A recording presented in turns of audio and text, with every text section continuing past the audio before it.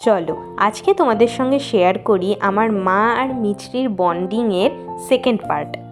এই যে তোমরা এই ভিডিও ক্লিপটা দেখছো, তো এইটা হচ্ছে আমাদের বাড়ির এখন প্রায় প্রত্যেক দিনেরই ঘটনা। মা যখন সকালে উঠে বিছানা পরিষ্কার করে তখন মিছরি সেই মোমেন্টটাকে প্রচণ্ড এনজয় করে। সেই ভিডিওটা তোমাদের সঙ্গে আমি এখানে শেয়ার করছি। মা জাস্ট বিছানার ওপর চাদরটাকে ফেলবে পাতার জন্য, ও কিছুতেই মাকে বিছানার চাদরটা ঠিকঠাক করতে দেবে না। তো ওই জন্য মা যেদিকে যাবে ও ঠিক সেই দিকেই আবার গিয়ে মাকে আটকানোর চেষ্টা করবে। তো এই রকমভাবে রোজ রোজ লেগে থাকে, আর আমার মাও ওর সঙ্গে এরমভাবে খেলা করে আর খেলতে খেলতে বিছানা পরিষ্কার করে। তাতে কি হয়, এই যে ধরো ঘর পরিষ্কার করার সময় বা নিত্যদিনের কাজ করার সময় যে একটা বোরডম কাজ করে সেটা একদমই কেটে যায়।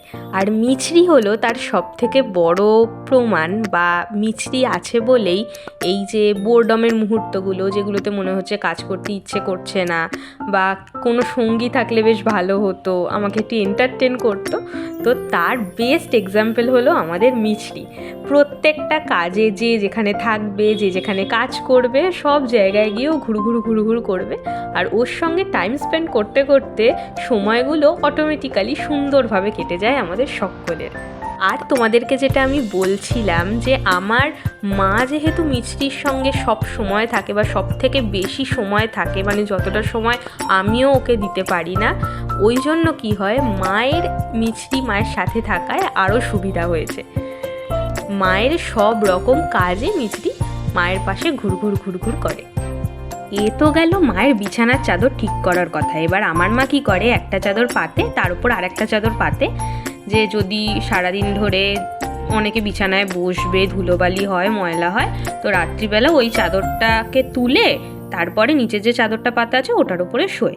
তো সেকেন্ড যে চাদরটা মা পাতে, তখন ও কী করে, এই চাদরের এই যে ধরো ফোলা ফোলা অংশগুলো হয়ে যায় চাদরটা পাতার সময়, তখন ও ওর মধ্যে গিয়ে লাফাবে, ওর মধ্যে বসে থাকবে, তারপরে মাকে কিছুতেই চাদরটাকে সমান করে পাততে দেবে না। এই হলো ওর রোজকার কাজ, যেরকম তোমরা ঠিক এইখানটাতে দেখতে পাচ্ছ। তোমরা দেখো মা চাদরটাকে পাতছে আর ও ঠিক চাদরের মাঝখানে গিয়ে বসে আছে, আর মা চাদরের যে যে দিকগুলো টেনে টেনে ঠিক করছে ও সেই দিকগুলোকে চেপে ধরছে, যাতে কিছুতেই ঠিক করতে না পারে। আর মা কি আর ছাড়ে নাকি, মা ঠিক টেনে চাদরটাকে ঠিক করছে। ওই বিষয়গুলোতে ভীষণ মজা পায়। এই চাদর পরিষ্কার করার সময়ের ঘটনাটা পুরো দেখার মতো থাকে, আর আমার এত হাসি পায়, বিশেষ করে এই ভিডিওটা যখন আমি করছিলাম আমি তো পুরো হেসে লুটোপুটি খাচ্ছি। যাই হোক, পুরোটা শোনালাম না, আর আমি যেভাবে হাসি বাবা আমার নিজেরই লজ্জা করে। আমার মা বলে তোর পুরো ফাটা বাঁশের মতো গলা। সেটা কোনো বড় কথা নয়, বড় কথা হলো মিছরির এই মোমেন্টগুলো, মানে অসম্ভব ভালো লাগে ওর এই মোমেন্টগুলোকে দেখতে। আর এগুলো তোমাদের সঙ্গে শেয়ার করব বলে আমি সেই কবে থেকে ভিডিও করে রেখে দিয়েছি। ফোনের স্পেসের এমন অবস্থা, ভিডিওগুলো আমি এডিট করারই সময় পাচ্ছি না, আর ভিডিও জমেও যাচ্ছে। তো আমি কয়েকদিন ভিডিও করা একটু স্টপ রেখে আগে চেষ্টা করছি এই সব কটা ভিডিও তোমাদের সঙ্গে পাই টু পাই শেয়ার করার, মানে আমি যেরকমভাবে ভিডিওগুলো করেছি সব কিছু তোমাদের সঙ্গে শেয়ার করার চেষ্টা আমি করছি।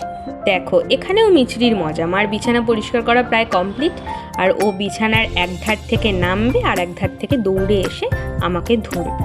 এরমভাবে ঠিক ও দুবার করলো। ফার্স্ট করলো একবার নিজে থেকেই, তারপর ও আবার ওদিকে গেল বলে আমি ভিডিওটা করছিলাম যে দেখি তো আরেকবার করে কি না।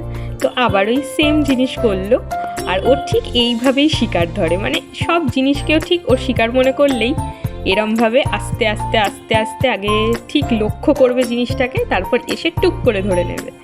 এইটা হলো আরেকদিন রাতে। আমি তোমাদেরকে বলেছিলাম যে মায়ের কোল ছাড়া মিছরি ঘুমাতেই চায় না এখন, এমন ওর অভ্যাস হয়ে গেছে। তো এইটা একদিন রাতে এরকম মা ওকে কোলে নিয়ে সেই আদর করে কবিতা বলে ঘুম পাড়াচ্ছিল, আর ও কি সুন্দর নিজের নরম থাবাগুলো মায়ের হাতে দিয়ে মাকে আদর করছিল। এক ফোঁটা নখ বের করা নয়, কিছু করা নয়, মানে ওরা কীরকম ভালোবাসা বোঝে। তো এইটারও ক্লিপ আমি রেখে দিয়েছি। এত মিষ্টি মুহূর্তটা, এত মিষ্টি যে এগুলো ক্যাপচার না করে আমি থাকিটা কী করে। দেখো না, আবার মায়ের মুখে গিয়ে আলতো করে কামড়ে দিচ্ছে, মানে এইগুলো এমনভাবে কামড়াচ্ছে বা এমনভাবে থাবাটা দিচ্ছে যে এক ফোঁটাও লাগবেই না। ও এটা আমার সাথেও করে, আর মায়ের সাথেও করে। মা আমাকে তখন বারবার বলছিল, ওরে মিষ্টির বিছানাটাকে ঠিকঠাক কর, গুছিয়ে দে, ওর প্রচণ্ড ঘুম পেয়ে গেছে। আমি বললাম দাঁড়াও, এই মুহূর্তটাকে আগে একটু ক্যাপচার করে নিই তারপর।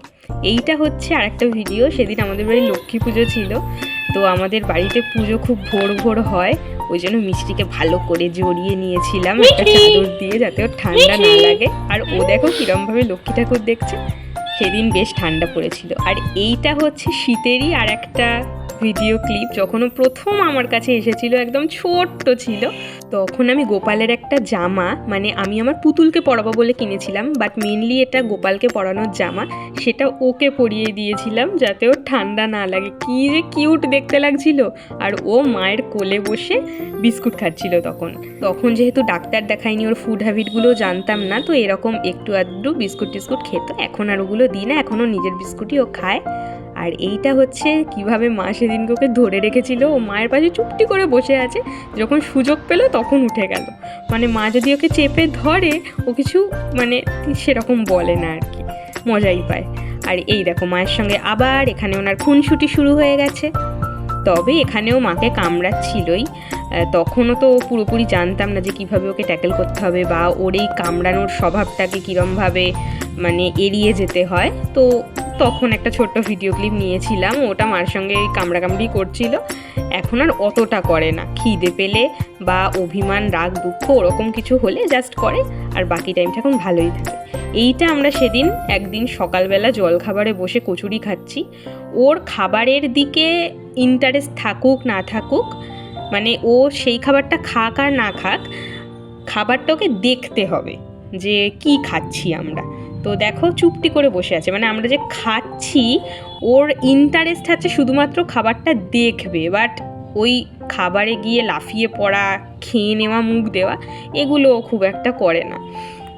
আর সেদিনকে দেখো মা খাচ্ছে আর মার কোলে ওঠে চুপটি করে বসে বসে আবার ঘুরে ঘুরে দেখছে যে কি খাচ্ছে, কিভাবে খাচ্ছে, এগুলোই।